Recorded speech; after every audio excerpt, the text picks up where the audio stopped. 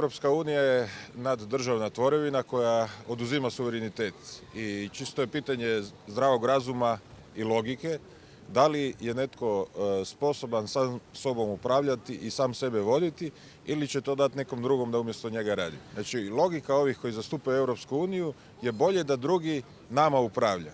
A to je logika malog djeteta, nedoraslih ljudi koji žive u nekom svom naivnom svijetu, nekom svijetu iz bajki, da taj drugi će misliti naše interese i štititi naše interese. Nema prosperiteta, nema razvoja, ne može ga biti u stanju neslobode.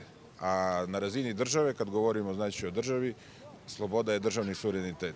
I bez državnog suvereniteta svaka priča o razvoju gospodarstva je besmislena i jedna prazna floskula. I sad po ovom konceptu po kojem nas guraju u Europsku uniju, mi ćemo vrlo brzo ostati bez ovog malo bogatstva imovine koje nam je preostalo.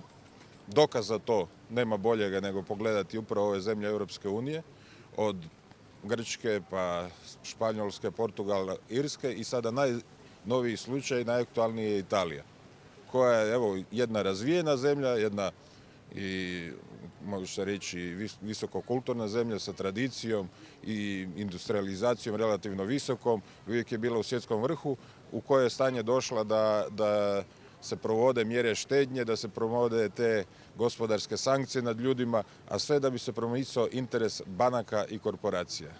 Tih banaka i korporacija koje su centralizirale moć u Briselu, dale ga u ruke činovnika koji nisu ni birani nego su tamo postavljeni po selekciji interesa opet tih bankarsko-korporativnih i onda oni provode tu svoju politiku. Osnovna stvar svakog gospodarstva je upravljanje vlastitim novcem, stvaranje i distribucija vlastitog novca. I razlog zbog čega je i Europa i svijet došlo u ovu gospodarsku krizu i ovu situaciju upravo zato jer su banke se odvojile od interesa naroda. Vidite, interesantno je ta Europska unija, puno su im usta Europske unije kao ona je pravna stečevina, ugledna, to će nama biti bolje. A vidite da sve u svim tim pregovorima toj strani Europske unije nije ništa smetala ovaj proces pretvorbe i privatizacije i sav taj kriminal koji se tu događa.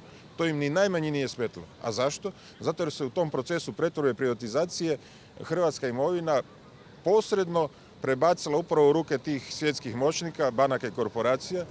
Recimo, najkonkretniji primjer je recimo Todorić. Svi misle Todorić je veliki vlasnik Hrvatske. On je kroz tu pretvorbu i privatizaciju uzeo puno toga, ali što je on napravio? On je svu svoju tu imovinu, sve to što je stekao kroz ovaj proces u Hrvatskoj, on je to stavio kao hipoteku bankama u Londonu.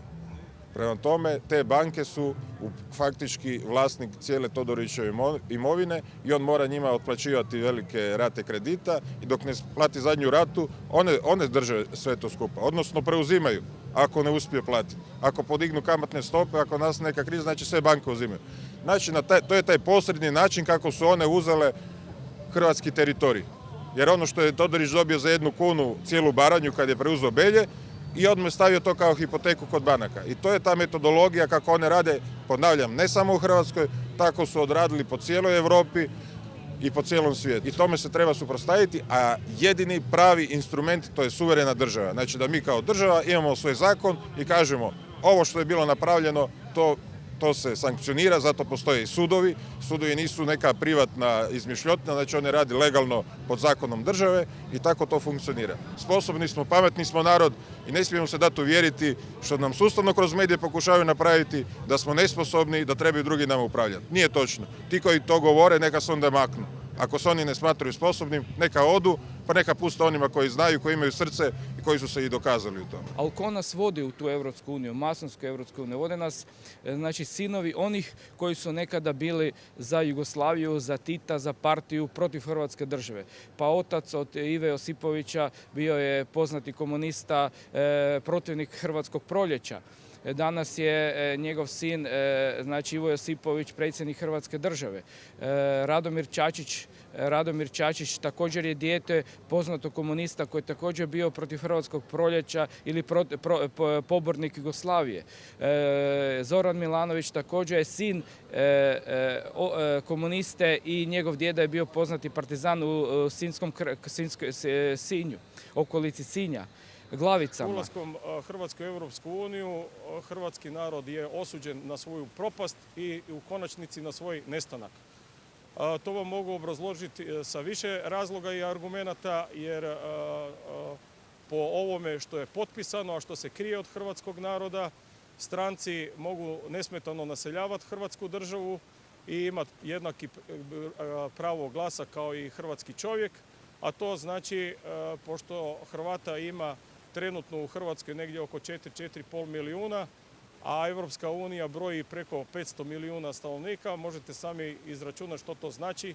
Mi znači nismo niti 1% od ukupnog broja stanovništva u toj Europskoj uniji.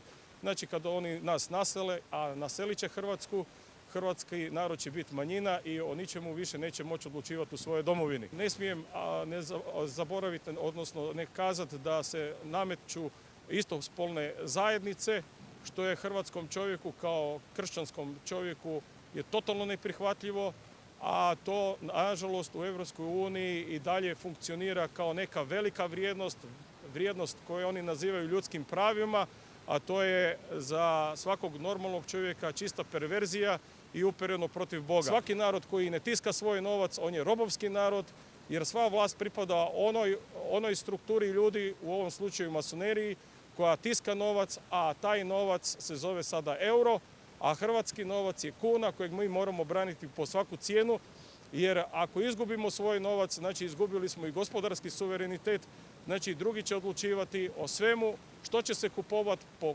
kojim cijenama i kolika će biti vrijednost našega truda, našega znoja, našega rada. Prema tome, ako mi dozvolimo ulazak Hrvatske u Europsku uniju, što nam se nameće, mi znači u svakom pogledu gubimo svoju neovisnost, mi postajemo robovski narod. Ne smijemo zaboraviti da 1991. ta Europska unija, koja se tada zvala Europska zajednica, nije bila na strani nas kao žrtve, nego upravo je poticala i bila na strani agresora i zbog toga ona sad nakon 20 godina utamničuje naše hrvatske generale i osuđuje obranu hrvatskog naroda, što mi, evo ga, smo sada svjedoci da upravo ta Europska unija umjesto da potiče znači ono što proklamira deklarativno ta ljudska prava i te neke demokratske vrijednosti, oni ih gaze i oni demonstrativno pokazuju da su na strani onoga zločinca, na strani zlikovca i da su to njihova mjerila vrijednosti. Stoga mi pozivamo hrvatski narod, ako ovaj referendum prođe, znači ako prođe u smjeru da Hrvatska uđe u Europsku uniju, da je taj referendum nelegalan, nelegitiman, jer na kraju krajeva i ovi izbori iz 2011. su također nelegitimni i nelegalni, jer je preko 900.000 glasačkih listića bilo ilegalno tiskano, znači bilo je 900.000 glasačkih listića viška, tako da ova skupina ljudi koja sebe naziva vlašću, oni nemaju legitimitet hrvatskog naroda, oni su sebe stavili izvan Ustava, izvan zakona. Veleizdajnik, trenutni predsjednik Ivo Josipović, koncem prošle godine je stavio veleizdajnički potpis na udruživanje Hrvatske u Europsku uniju, bez suglasnosti, bez odluke hrvatskog naroda, a po Ustavu hrvatski suverenitet pripada isključivo hrvatskom narodu, a on nije za to dobio mandat i njemu je mjesto na sudu kao veleizdajniku. Referendum koji slijedi je pitanje zapravo načela. Da ili ne, pitanje je praktično načela, ne toliko samog sadržaja. Naime, o sadržaju samog ulaska, odnosno o onome što nas tamo čeka, mi niti nemamo, odnosno hrvatski narod nema ključne informacije. Dokumenti koji su bitni, kao što je Lisabonski ugovor, niz ispregovaranih poglavlja, uopće nisu prevedeni na hrvatski jezik. Za to nije postojao nikakav razlog i to je prvi načelan razlog zbog kojeg mi, obiteljska stranka, odbija prihvatiti, glasovati za, odnosno preporučujemo da se glasa protiv. Drugi bitan razlog je taj što o tom sadržaju dakle ne znamo i vodi se jedna sustavna, trajna, nemoralna propagandna kampanja da Hrvatska mora ući u Europsku uniju. Nažalost, tu se uključila i sama Europska unija, što je očigledan znak kršenja našeg suvereniteta. Prema tome, oni već nama ulažu sredstva u naš narod da mi glasamo za njih. To je apsolutno protuustavno jer to naše hrvatsko pitanje hrvatskog naroda i hrvatskih državljana. Suverenitet Hrvatska sasvim sigurno gubi. Naime, naši političari kažu da prenose dio suvereniteta na Europsku uniju. O kojem dijelu se suvereniteta radi? Dakle, mi moramo znati koliki dio suvereniteta nama ostaje, odnosno barem po nekakvim procjenama. Dalje je osobito teško pitanje sporazuma između Republike Hrvatske i Slovenije po pitanju razgraničenja. I ovih dana imamo u medijima to pitanje i ta komisija koja će utvrđivati, odnosno ona će praktično određivati granicu. Prema tome, Hrvatska u tom sporu ne može dobiti. Hrvatska može samo izgubiti teritorij i gotovo da je izvjesno da će izgubiti, odnosno naši političari unaprijed su prihvatili mogućnost gubitka teritorija za naše članstvo u Europskoj uniji. To je apsolutno neprihvatljivo. Pitanje je što će biti sa obitelji, odnosno postavljaju se takozvana nova ljudska prava, odnosno rodna ideologija ili gender ideologija koja sustavno unosi sasvim jedna druga ljudska prava od onih kako mi to poznajemo, kakva je to naša tradicija, naša vjera i ono kako smo odgajani. Dakle, narod se na jedan način mijesi da bi od njega postalo nešto sasvim drugo.